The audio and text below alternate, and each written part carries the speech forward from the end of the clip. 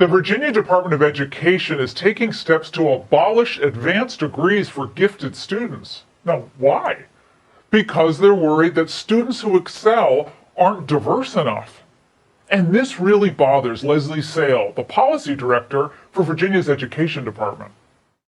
This is about how and where graduation requirements can operate as a lever for equity. First, we're going to start with one of our more conceptual discussions, which is the possibility of consolidating the standard and advanced studies diploma.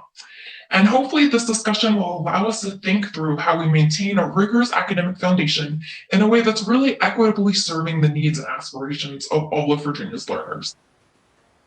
She doesn't know the word hopefully is ungrammatically used in that sentence, but she's an education expert. By equitably serving the students, she means punishing all the gifted students in the name of racial justice. Now let's be clear, what Ms. Sale wants to do is take Virginia's top-notch education system and drive it into the dust. How does that help anyone? Well, joining me now, Azra Nomani, Fairfax County parent, former Georgetown professor. Also here is Harry Jackson, Fairfax County parent.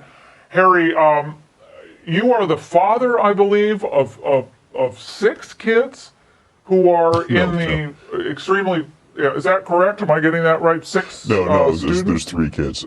3 students. Oh, 3 kids, okay. Freshman TJ. Okay. But you're at Thomas Jefferson, which is one of the top schools in the country for science and technology. How does this affect your kids? Well, it would affect the oldest by limiting his opportunities this next year. It would most dramatically impact my daughter, who's on track to be in pre-calculus by 8th grade, and would certainly impact my youngest child, who's a kindergartner, who's also gifted and advanced as well. She would not have the enrichment opportunities necessary for education.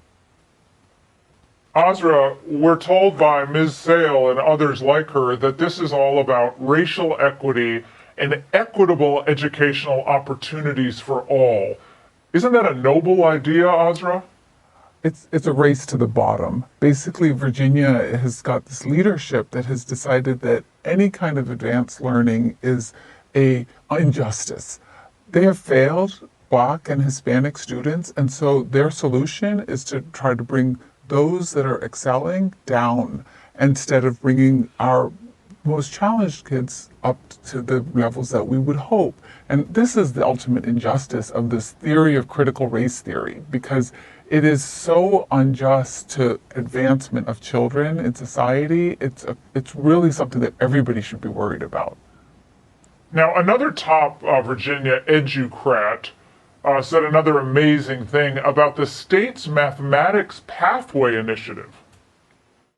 It's really framing and restructuring the way we think about the progression of mathematics in a way that meets the needs of every student and every learner. I don't want to lose sight of the equity implications around the Virginia Mathematics Pathway Initiative, because I do think that it will be one of the most transformational things we can do in Virginia to advance equity and really instructional support.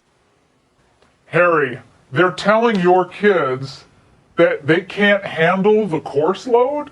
Or is it just dumbing down math so everybody gets an A? What's going on here? Well, it's transformational, but not in the right way. Basically what they are, as Red pointed out, it is a race towards the bottom. It's basically denying advanced mathematics opportunities for those students that can handle this material.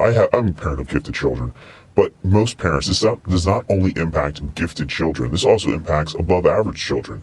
This is basically putting kids in your class who have like maybe a 700 on the math SAT, a 600, even a 500 on the SAT, with those children with a 300 or 400 on the math SAT. And I think they're completely ignoring this entire concept of collaborative learning environments. And what they focused on is this differentiated learning, which essentially is that if your kid is bored and they're slowed down, they're just going to give them extra work, and it's going to cause problems for these children. Well, Azra and Harry, this was one of the most disturbing stories and a line of disturbing stories about education that we covered this week, and we're going to stay on this. Thomas Jefferson's